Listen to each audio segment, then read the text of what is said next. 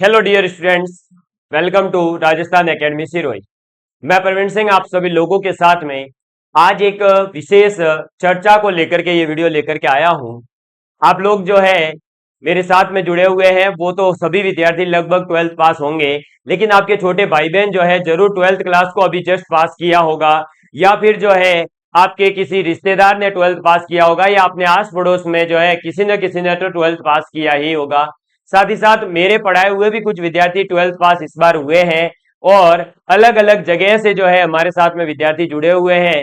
तो कुछ विद्यार्थियों की डिमांड थी कि सर हमें थोड़ा सा बता दीजिए कि 12th के बाद हमें क्या करना चाहिए कि हमारे को जो है सरकारी नौकरी जल्दी से जल्दी मिले, या हमें जो है 12th के बाद क्या करना चाहिए कैरियर काउंसलिंग की तरह। आज मैं ये वीडियो लेकर के आया हूं। आज के वीडियो में लगभग अपन 30 से 40 मिनट की चर्चा करेंगे। आप लोगों को सभी चीजें मैं आज खोल करके बताऊंगा कि कैसे जो है आपके आगे कैरियर के अंदर आपको कौन कौन से ऑप्शन देखने को मिलेंगे, और आप अपने अनुसार आपकी इच्छाओं के अनुसार आपको जिस सेक्टर के अंदर जाना जो है पसंद होगा उस सेक्टर को आप कैसे जो है प्राप्त कर सकते हैं, उन सभी चीजों के बारे में आज बात करेंगे। तो तैयारी के साथ में अपने साथ में एक कॉपी लेकर के बैठिएगा और इस पूरे वीडियो को ध्यान से सुनिएगा। इसके अंदर बहुत सारी जो है आपके काम की चीजें बताई जाएगी, वो सभी नोट डाउन करनी है, क्योंकि जब तक आप जो है लिखना नहीं शुरू करेंगे तो आप जो है फिर भविष्य में अपनी सफलताओं को प्राप्त नहीं कर सकते। मैं पहले ही बता दूं आप लोगों को कि आप जो है 12th क्लास अब पास कर चुके हैं, तो अब आपको एक तो मैच्योर बनने की जरूरत है अपने कैरियर को लेकर के। अब जो है आप ये गटर मस्तियां नहीं कर सकते कि अपने दोस्त के साथ में उसने कहा चलना यार मेरे भाई की शादी है तू भी चल, हाँ तो चलो भैया, है ना। अब वो सीन नहीं रहेगा। अब आपको आपकी खुद की शादी करने के लिए भी जो है वक्त निकालना पड़ेगा। इतना आपको अपने आप को अपने कैरियर को बनाने के लिए बिजी करना होगा, तभी आप अपने जीवन के अंदर सफलता प्राप्त कर सकते हैं। अन्यथा तो फिर जो है केवल अपना जीवन काटना हो तो वो फिर 12th पास विद्यार्थी भी एक जीवन काट सकता है। अभी से ही आप जो है किसी दुकान पर किसी होटल पर वेटर के रूप में रहिए, आने वाले समय में आप भी एक अच्छे खासे मैनेजर वगैरह बन जाएंगे और अपनी जिंदगी तो चला ही लेंगे।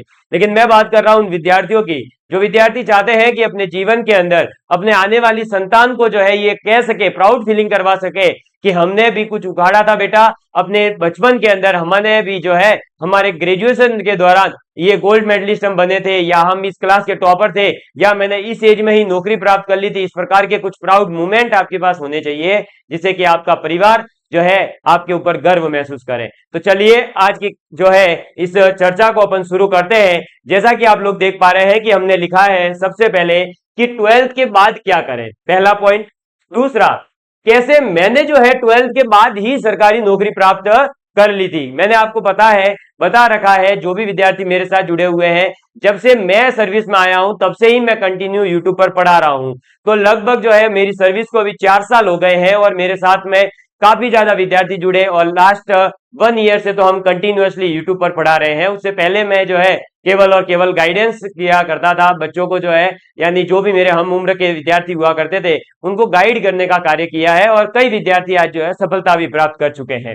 इसके बाद में 12वीं पास करने वालों को किस तरह तैयारी करनी चाहिए, और साथ ही साथ इसके अंदर मैं आपको जो है पूरा बताने वाला हूं कि किस प्रकार से न केवल मैंने जो है एक नौकरी बल्कि 2-3 नौकरियों के अंदर सिलेक्शन लिया, और इसी प्रकार से जो है आगे भी मैं अब किस प्रकार से विद्यार्थियों की मदद कर पा रहा हूं, ये सभी चीजें आपको आज जो है बताई जाएगी।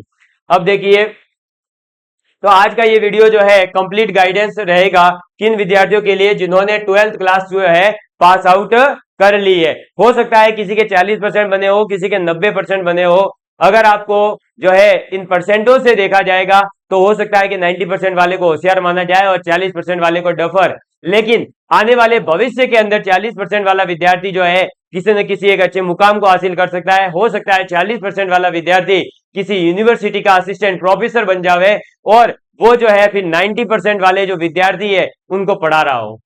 तो कुछ भी हो सकता है अगर आप मेहनत करेंगे, और मेहनत करेंगे तो आपका जो है वक्त भी जरूर बदलेगा। इसीलिए अक्सर मैं कहा करता हूं क्लास के दौरान कि बदल जाओ वक्त के साथ, बदल जाओ वक्त के साथ, या फिर वक्त बदलना सीख जाओ। इन मजबूरियों को मत कोसो, अरे यारो इन मजबूरियों को मत कोसो, हर हाल में चलना सीख जाओ, हर हाल में चलना सीख जाओ। तो चलिए अब बात करते हैं आगे। अब सबसे पहले मैं अपने बारे में बता दूं तो आखिर कौन है प्रवीण सर? तो देखिए, आज जिस चैनल के ऊपर आप जुड़े हुए हैं उस चैनल का नाम है राजस्थान एकेडमी सिरोही, और इस राजस्थान एकेडमी सिरोही चैनल को जो है पूरा का पूरा मेरे द्वारा ही मैनेज किया जा रहा है। साथ में हमारे जो है कुछ और भी 2-3 स्टूडेंट्स जुड़े हुए हैं जो हमारे को अलग अलग कार्यों में हेल्प करते हैं।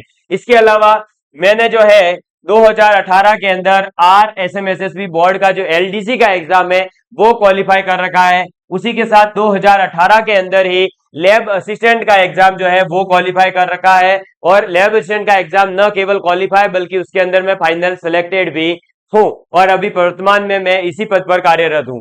इसके अलावा मैंने पीटेट का एग्जाम भी क्वालिफाई कर रखा है, जो आपके BSTC होता है उसी के साथ एक पीटेट भी होता है, जो 4 साल का BSc BEd का प्रोग्राम है उसके लिए जरूरी होता है। इसके साथ मैंने IIT JEE मेंस भी क्वालिफाई कर रखा है, और RRB ALP यानी कि जो रेलवे के अंदर आपके लोको पायलट होते हैं, जो ट्रेन के ड्राइवर होते हैं, उनका जो एग्जाम होता है वो भी मैंने क्वालिफाई कर रखा है। इसके बाद में मैं सर्विस में आ गया था, और उसके बाद से अभी तक मैंने जो है एक भी एग्जाम दिया ही नहीं है, और आगे निकट भविष्य में अगर कोई एग्जाम दूंगा तो निश्चित रूप से ही इसी यूट्यूब चैनल के माध्यम से आपको सूचित किया जाएगा। अब आपको बता दूं आगे कि जब से ये राजस्थान एकेडमी सिरोही जो है शुरू किया गया है, तब से हमने यूट्यूब के ऊपर जो है फ्री ऑफ कॉस्ट जितना हो सका है पढ़ाने की कोशिश करी है, और फ्री पढ़ाया भी है। आप हमारे यूट्यूब चैनल पर जाकर के देख सकते हैं, हमारे साथ में कई वीडियोज ऐसी है जिनके ऊपर लाखों व्यूज हैं, और आज हमारे साथ 33,000 से ज्यादा विद्यार्थी राजस्थान के जुड़े हुए हैं। अलग अलग पोस्टों पर चयनित विद्यार्थियों के इंटरव्यू भी हमारे यूट्यूब चैनल पर है। कुछ विद्यार्थी आज लैब असिस्टेंट है, कोई विद्यार्थी सेकंड ग्रेड भी है, 1-2 विद्यार्थी IIT क्वालिफाइड है।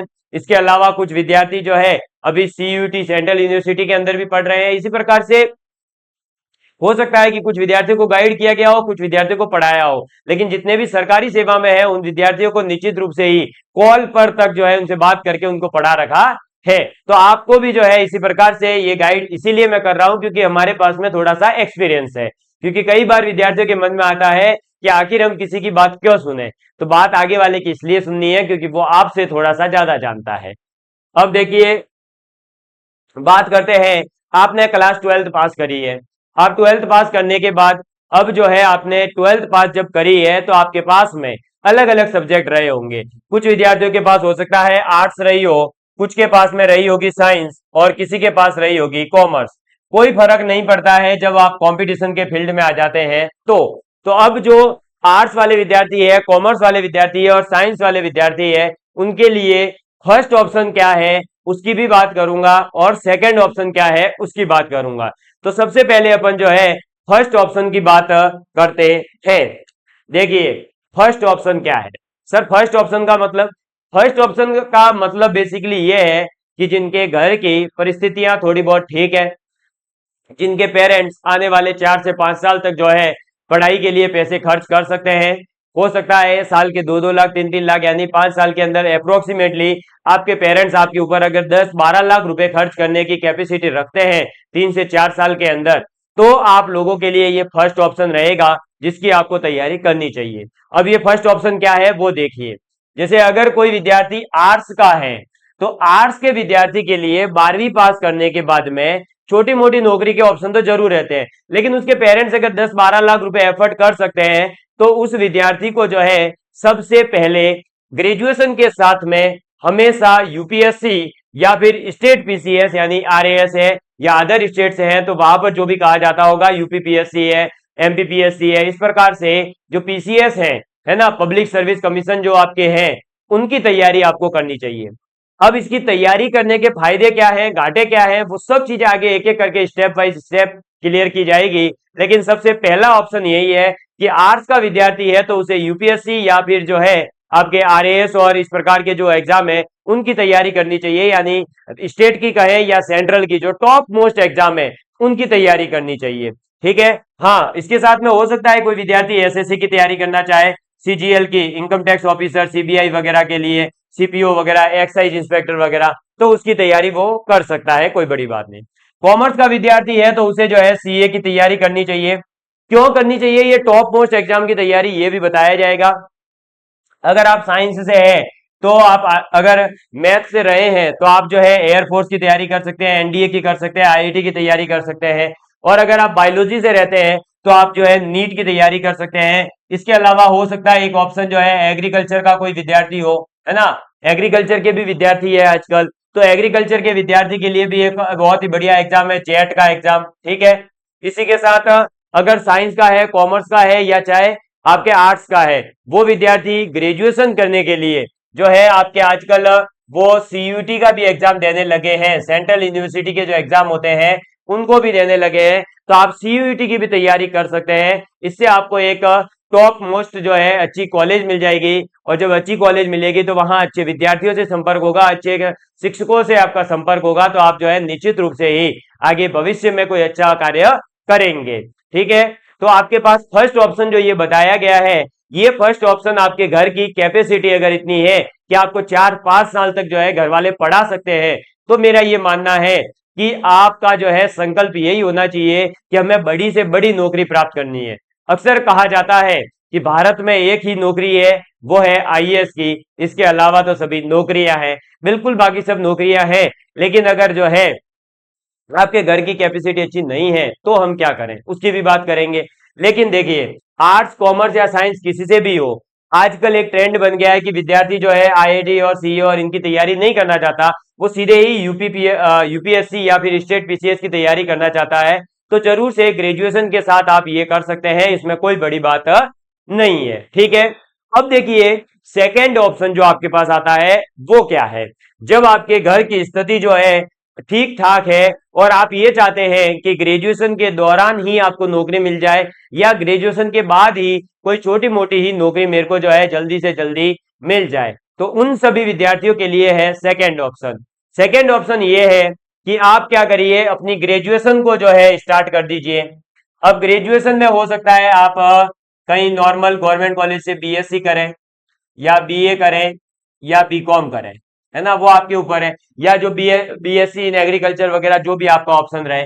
या फिर आप हो सकता है कि 4 साल वाला पेपर दिया हो, या जो अभी एक मैंने वीडियो और डाला था कि आप आईआईटी से भी जो है बीएससी बीएड कर सकते हैं, एनएमसीईटी नेमसेट के नाम से उसका एग्जाम है, वो जो है आपने दिया हो, तो आप बीएससी बीएड 4 साल वाले प्रोग्राम के अंदर भी एंट्री कर सकते हैं। अब इस प्रकार की ये जो है आप मान लीजिए किसी नॉर्मल कॉलेज से, आपके आसपास की गवर्नमेंट कॉलेज के अंदर जो है आपने फॉर्म भर दिया और आपका वहां पर जो एडमिशन हो जाएगा और आप अपनी ग्रेजुएशन स्टार्ट कर चुके हैं। अब जब आप एक नॉर्मल कॉलेज से ग्रेजुएशन करते हैं, तो ग्रेजुएशन करने के बाद आपके पास में जो है कोई कंपनी से पैकेज आना, या जो है आपको कई बड़े इंस्टीट्यूट में ले जाना पॉसिबल नहीं है।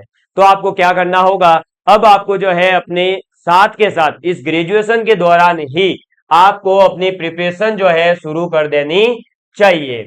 अब प्रिपरेशन जो आपको शुरू करनी है, वो प्रिपरेशन किसकी करनी है, तो आप जैसे बीएससी बीएड कर रहे हैं, तो आप first grade, second grade, third grade जो टीचर्स के एग्जाम होते हैं उनका जो सिलेबस है उसके अकॉर्डिंग अपने एग्जाम की तैयारी जो है अभी से ही आप तैयारी में लग जाइए। क्योंकि ग्रेजुएशन के अंदर जो आपको पढ़ाया जाता है, जैसे बीएससी मैथ्स के अंदर जो पढ़ाया जाता है, बीएससी कॉमर्स में जो, बीकॉम कॉमर्स में जो पढ़ाया जाता है, वही सभी चीजें आपके जो है कहां पर काम आने वाली है। तो आप जब फर्स्ट ग्रेड का पेपर देंगे, सेकंड ग्रेड का पेपर देंगे, थर्ड ग्रेड का पेपर देंगे, या आगे भी इसके अलावा स्टैटिकल ऑफिसर का एग्जाम होता है, एएसओ का होता है, इन्वेस्टिगेटर का होता है, वहां पर जो है जूनियर अकाउंटेंट का है, ठीक है, लैब असिस्टेंट का है, तो वहां सभी जगह पर जो है आपके यही नॉलेज काम आएगा जो आप ग्रेजुएशन के अंदर पढ़ते हैं या जो 11th-12th में पढ़ रखा है। तो आप जिस भी एक एग्जाम को लेकर के बैठे हैं, आपका टारगेट बना लिया है, उस एग्जाम की तैयारी आप ग्रेजुएशन के साथ साथ करते रहे। लेकिन इस दौरान जो है अक्सर कुछ विद्यार्थी ये गलती कर जाते हैं कि ग्रेजुएशन को जो है लाइटली ले लेते हैं कि यार कर लेंगे, फिर उसमें या तो बैक आ जाती है या फेल हो जाते हैं और अपना 1-2 साल खराब हो जाता है। ऐसा नहीं करना है।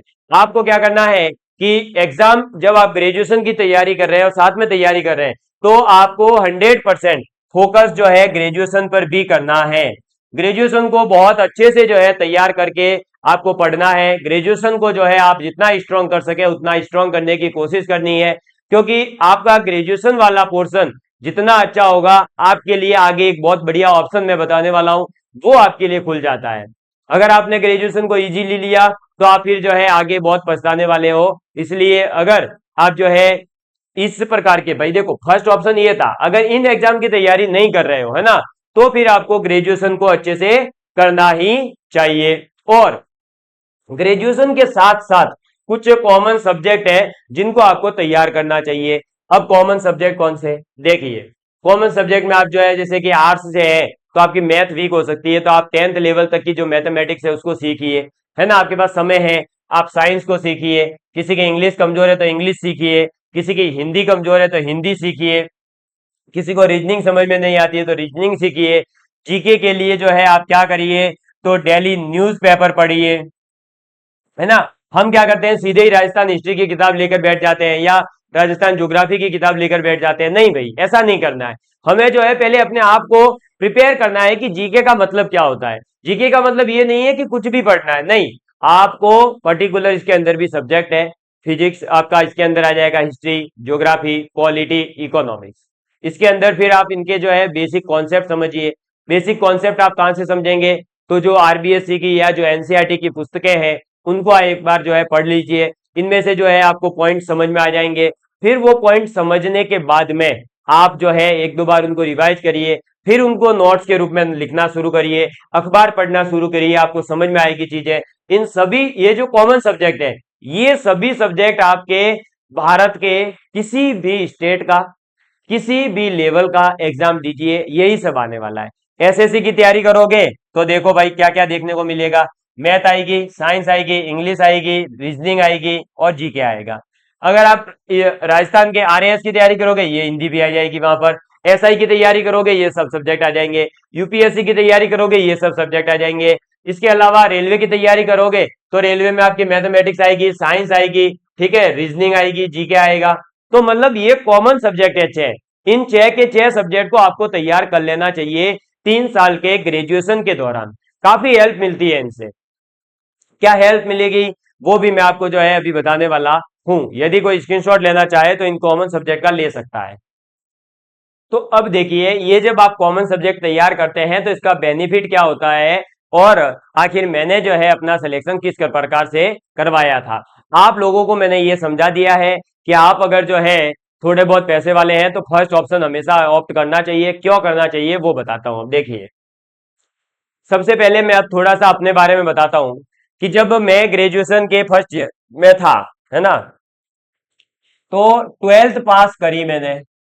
12th पास करते ही मेरे को ये पता चल गया कि मेरा आईआईटी एडवांस के अंदर नहीं होने वाला है और मुझे आईआईटी नहीं मिलने वाला है। तो मेरे पास में दो ऑप्शन थे, या तो मैं आईआईटी की रिपीट तैयारी करूं या फिर जो है मैं अपने अब आईआईटी के सपने को छोड़ करके आगे तैयारी करूं। तो दो चीजें थी यहाँ पर। एक तो मुझे ये लग गया था कि आईआईटी का जो सेक्टर था वो मेरे लिए है नहीं और मैं इसमें कार्य नहीं करना चाहता हूं। तो मैंने क्या करा कि पता लगाया कि भाई आगे जो है कैसे अपन गवर्नमेंट जॉब के एग्जाम दे सकते हैं और कैसे तैयारी करनी चाहिए। मैंने जैसे ही मुझे पता चला कि भाई अपने राजस्थान का टॉप सर्विस जो है वो आरएएस है और इंडिया का टॉप सर्विस जो है वो यूपीएससी की हेल्प से मिलेगा अपने को, तो मैंने क्या करा कि यूपीएससी जो है उस समय मेरे को थोड़ा सा टफ लगा, मैंने उसकी तैयारी करने के लिए नहीं सोचा। और उस समय पर जो है मैं भी कहीं ना कहीं मिसगाइडेड किया गया था। मुझे भी ये बोला गया था कि आप यूपीएससी से बेटर है आरएएस की तैयारी करो, वो रहेगा वो रहेगा। उस समय ये पता तो था नहीं, 12वीं पास बच्चा था मैं भी आपकी तरह। तो मैंने क्या करा, जो है आरएएस की तैयारी करने लगा। अब मैं जो है इसके लिए क्या कर रहा था, आरएएस की तैयारी कर रहा था। लेकिन मुझे कहीं ना कहीं ये पता था कि मैं ग्रेजुएशन के 3 साल तक बैठ करके जो है केवल और केवल आरएएस की तैयारी नहीं कर सकता, क्योंकि मेरे पापा जो है जितना मेरे लिए कैपेबल थे उतना मैंने आईआईटी की 2 साल की तैयारी जब मैंने बंसल क्लासेस कोटा से करी थी 11th-12th की, तो 5 से 6 लाख रुपए मैं ऑलरेडी वहां पर जो है इन्वेस्ट करवा चुका था अपनी पढ़ाई के अंदर। एक तो ये नहीं कहना पैसे खर्च हो रहे हैं, भैया खर्च नहीं होते। खर्च का मतलब होता है जिसका कोई रिटर्न नहीं हो, लेकिन यहाँ तो इन्वेस्टमेंट होती है, इसका रिटर्न ही रिटर्न मिलता है। अभी बताऊंगा कैसे रिटर्न मिला मेरे को। तो मैंने कहा कि नहीं, अब जो है मुझे ग्रेजुएशन के दौरान ही सर्विस प्राप्त करनी है। ग्रेजुएशन पूरी होने से पहले ही मैंने अपने आप से कह दिया कि मुझे नौकरी लेकर के रहना है। मैंने क्या करा कि आरएएस की तैयारी शुरू करी। उसी दौरान एसएससी एमटीएस का एक फॉर्म निकला, मैंने फॉर्म भरा। इसका टीआईआर फर्स्ट होता है, वो मैं क्वालिफाई कर गया। ठीक है, इसमें 2 टीआईआर होते हैं, तो मैं फर्स्ट जो है वो क्वालिफाई कर गया, लेकिन फाइनल नौकरी नहीं लगी। फिर मैंने देखो दूसरा फॉर्म भरा, और वो दूसरा फॉर्म जो भरा था वो था आरआरबी एएलपी का। कौन सा था? आरआरबी एएलपी का। मैं इसका भी जो है क्वालिफाई कर गया। तीसरा मैंने फॉर्म भरा था एलडीसी का, मैं क्वालिफाई कर गया। और चौथा मैंने भरा था लैब असिस्टेंट का, और लैब असिस्टेंट फिर आखिरकार मैंने जो है ज्वाइन भी करा, और आज इसी पद पर हूं। अब देखिए, और मैं आपको बता दूं कि 12वीं पास करते ही मैंने आईआईटी में जब नहीं हुआ तो मैंने पीटेट दिया, जिससे कि मुझे बीएससी बीएड वाला जो प्रोग्राम होता है 4 साल वाला, उसमें एडमिशन मिल जाए। अब यहां मैं बात बताना चाहता हूं कि बीएससी बीएड आपको पता है 4 साल का प्रोग्राम है। मुझे पता था कि मुझे 4 साल तक जो है वेट नहीं करना है। मैं फर्स्ट ईयर के अंदर ही जब आरएएस की तैयारी कर रहा था तो मेरा अच्छा खासा जीके तैयार हो गया था। मैथ्स मैंने तैयार कर ली, जीके मैंने तैयार करा, रीजनिंग तैयार करी।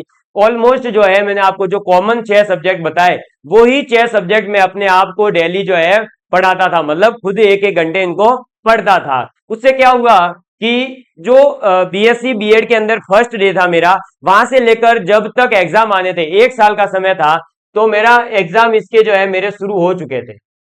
उस 1 साल के दौरान जब लगातार मैं बीएससी बीएड भी पढ़ता रहा और इधर जो है आरएएस की तैयारी मेरी चलती रही, तो उससे जो कॉमन सब्जेक्ट थे वो तैयार हो रहे थे मेरे। अब कॉमन सब्जेक्ट तैयार होने का फायदा ये हुआ कि जैसे ही मैंने एसएससी एमटीएस दिया, मेरा क्वालिफाई हो गया। क्यों हुआ? क्योंकि पहले से ही मेरे सब्जेक्ट तो तैयार होते आ रहे थे। समझ आई बात? आरआरबी एलपी हो गया, एलडीसी हो गया, लैब असिस्टेंट हो गया। क्यों हो गया? क्योंकि मैं पहले से ही पढ़ते आ रहा था एक ही साल के दौरान। और आखिरकार ऐसा हुआ कि बीएससी के अंदर ये जो बीएससी बीएड है उसमें मेरे 2 पेपर रहे थे, और लैब असिस्टेंट का रिजल्ट आ गया था। और फिर आखिरकार जो है मुझे बीएससी बीएड छोड़ करके इस लैब असिस्टेंट को ज्वाइन करना पड़ा। अब ये नौकरी मुझे जो है केवल और केवल बता दूं 20 साल की एज में मिल गई थी। 20 साल। अब आप सोच रहे होंगे सर 21 साल में लोग आईएएस बन जाते हैं, आईपीएस। हाँ भाई, वो बनते हैं। बिल्कुल, उनकी घर की परिस्थितियां, उनके घर की स्थितियां बहुत अच्छी होती होगी। वो जो है ये टेंशन नहीं लेते हैं कि भाई अपने ग्रेजुएशन हो गई और बाद में नी सर्विस मिली तो क्या। मेरे को तो ये टेंशन थी। मुझे ये था कि मुझे जो है 12वीं पास करने के बाद अब 1 डेढ़ साल के अंदर ही नौकरी लेनी पड़ेगी, अन्यथा जो है फिर मेरे क्या हो जाएगा, मैं आगे नहीं पढ़ पाऊंगा, मेरे सपने अधूरे रह जाते। तो इसीलिए मैं जो है आपको यही समझाना चाह रहा हूं कि अगर आपके घर की स्थितियां ठीक नहीं है, आप जो है जल्दी से जल्दी नौकरी प्राप्त करना चाहते हैं, तो अभी से ही जो 6 कॉमन सब्जेक्ट बताए उनको तैयार करें। उनको तैयार करने का फायदा ये होगा कि राजस्थान के अंदर जैसे अभी एक तो सीईटी का फॉर्म आएगा 12वीं पास विद्यार्थियों के लिए, है ना। वो सीईटी का फॉर्म जरूर भरें। आप इसमें जितना अच्छा स्कोर लाएंगे आपकी नौकरी लगने के चांस बढ़िया हो जाएंगे। फिर पहला ये ऑप्शन। दूसरा, कांस्टेबल की वैकेंसी आती है। तीसरा, एसएससी के अंदर 2, एक तो एमटीएस आता है और एक सीएचएसएल आता है। ये 12वीं पास वालों के लिए ऑप्शन बता रहा हूं। चौथा, रेलवे के अंदर अभी आने वाली है टीटी और एएलपी की वापस से। तो ये जो है ऑप्शन आप लोगों के लिए कब काम आएंगे, कब आपको नौकरी जल्दी मिल जाएगी। लैब असिस्टेंट की नौकरी आ सकती है ना। ऐसे ही अभी NVS lab attendant, Navodaya Vidyalaya के अंदर लैब अटेंडेंट की आई हुई है। तो ये इनके अंदर आप जल्दी से लग पाएंगे कब, जब आप रेगुलर 12वीं पास करने के बाद अभी सपने में नहीं बैठे कि 3 साल की ग्रेजुएशन करेंगे वो करेंगे, नहीं, ऐसे सपने नहीं देखने। रेगुलर पढ़ते रहना है और मेहनत जारी रखनी है। जब आप मेहनत जारी रखेंगे तो निश्चित रूप से ही आपको सफलता मिलेगी।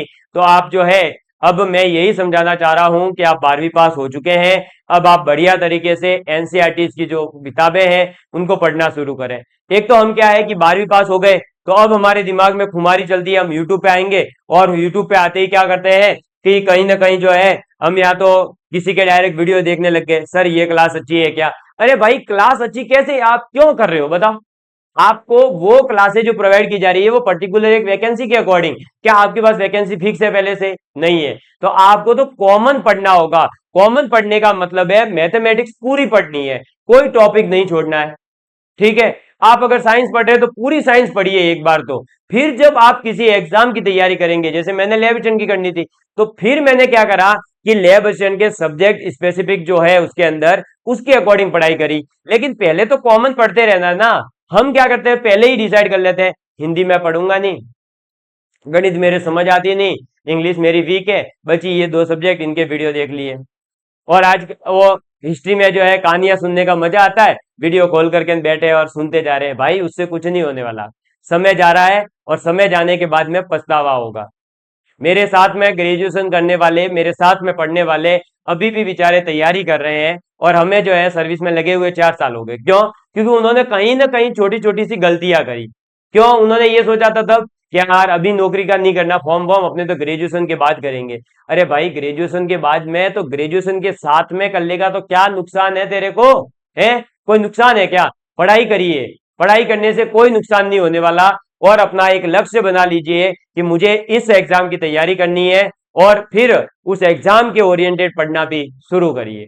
और कॉलेज के अंदर बढ़िया से पढ़े। कॉलेज के अंदर जो है ना ये फालतू की नेतागिरी और ये जो अध्यक्ष न उपाध्यक्ष न पता नहीं सीआर न वीआर न पता नहीं क्या क्या होते हैं, उनके लफड़ों में नहीं पड़े। आप अपनी पढ़ाई पर फोकस करें। हाँ, आपका टारगेट अगर जीवन का यही है कि हमें तो राजनीति करनी है, तो फिर आप निश्चित रूप से वही करें, है ना। तो फिर ऐसा नहीं करें कि घर वालों को पागल बनाने के लिए किताब खरीद कर पढ़ रहे हैं और घर वालों को पागल बना रहे हैं, कॉलेज में जाके जिंदाबाद और मुर्दाबाद। और अरे जिस चीज का औचित्य नहीं आगे भविष्य में आपके, फिर उस चीज की क्यों आप इसे जो है अपना समय व्यर्थ करें। तो मुझे उम्मीद है कि आप लोग जो है कुछ चीजों को समझ पाए होंगे। और अगर आप लोगों को इसके अंदर जो है किसी प्रकार का और भी कोई सवाल है, आप कुछ जानना चाहते हैं, तो जरूर मेरे से कांटेक्ट करें। और मेरा नंबर जो है मैं आपको बता देता हूं, 7073153937।